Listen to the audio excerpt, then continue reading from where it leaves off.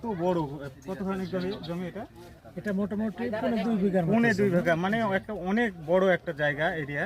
এই যে আপনি হঠাৎ করে এই যে আঙ্গুরের চাষাবাদ করছেন, এটা কিভাবে মাথায় আসলো আপনার? আসলে আমি মানে অন্যান্য ক্ষেত করতাম, বিশেষ করে পান বরজি আমাদের এখানে মেইন ফসল ছিল। মেন ফসল। তো ফসল যখন মারা যাওয়ার পরে আমার মানে করলাম, ইউটিউবে দেখলাম যে আসলে এই ফসলটা লাভজনক হবে বলে আমার ধারণা। সেই দৃষ্টিকোণ থেকে আমি শুরু করছি। গত মে মাসে আমি রোপণ করছি। তারপর থেকে 1 বছর পুরে নি, আলহামদুলিল্লাহ গাছে মোটামুটি 20 কেজি 25 কেজি পর্যন্ত ফল আসছে। হ্যাঁ, আমরা ফল এখনো হারভেস্ট করিনি। এখন এটাই দেখার বিষয় যে আল্লাহ পাক তবে যে ফলন দিয়েছে, আশা করি আলহামদুলিল্লাহ অনেক অনেক আচ্ছা, আমি তো জানি এটা হচ্ছে বিদেশি আঙ্গুর, তাই না? বিদেশি ফল।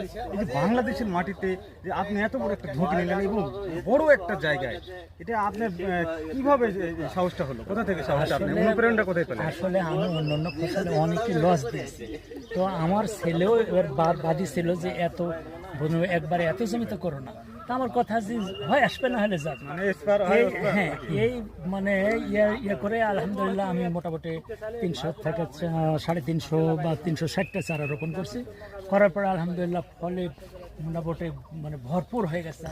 হ্যাঁ, তো খুব ভালো লাগছে। হ্যাঁ, আপনার বয়স কত এখন? এখন আমার বয়স মোটামুটি 61 থেকে 62 বছর। 61 থেকে 62 বছর বয়সে আপনি এত বড় একটা ঝুঁকি, এত বড় একটা প্ল্যান, এত বড় একটা পরিকল্পনা করছেন, এটা কিন্তু অকল্পনীয়, একেবারে খুবই মানে মানে আপনার খুবই একটা ভালো একটা উদ্যোগ নিয়েছেন।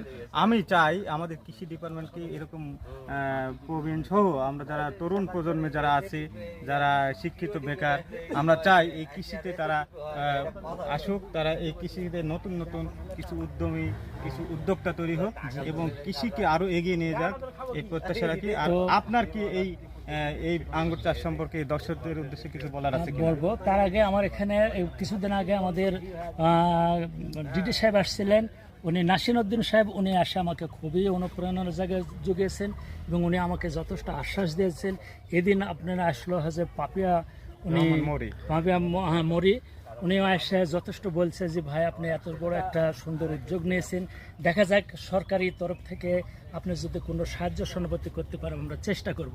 আর আমার দর্শকের উদ্দেশ্যে এটাই বলা যে আলহামদুলিল্লাহ এই ফসল আমার মনে হয় বাংলাদেশে যত ফসল আছে তার চাইতে খুব লাভজনক হবে বলে আমার ধারণা। তো সবাই আপনারা যদি আপনাদের চারার প্রয়োজন হয়, আলহামদুলিল্লাহ আমরা চারা যোগান দিতে পারবো। আপনারা আসে দেখেন। আমি খুব প্রতিবন্ধকতার মধ্যে পড়েছিলাম, যেহেতু আমার কোনো গাইডমেন্ট ছিল না। এখন আলহামদুলিল্লাহ আমি নিজেই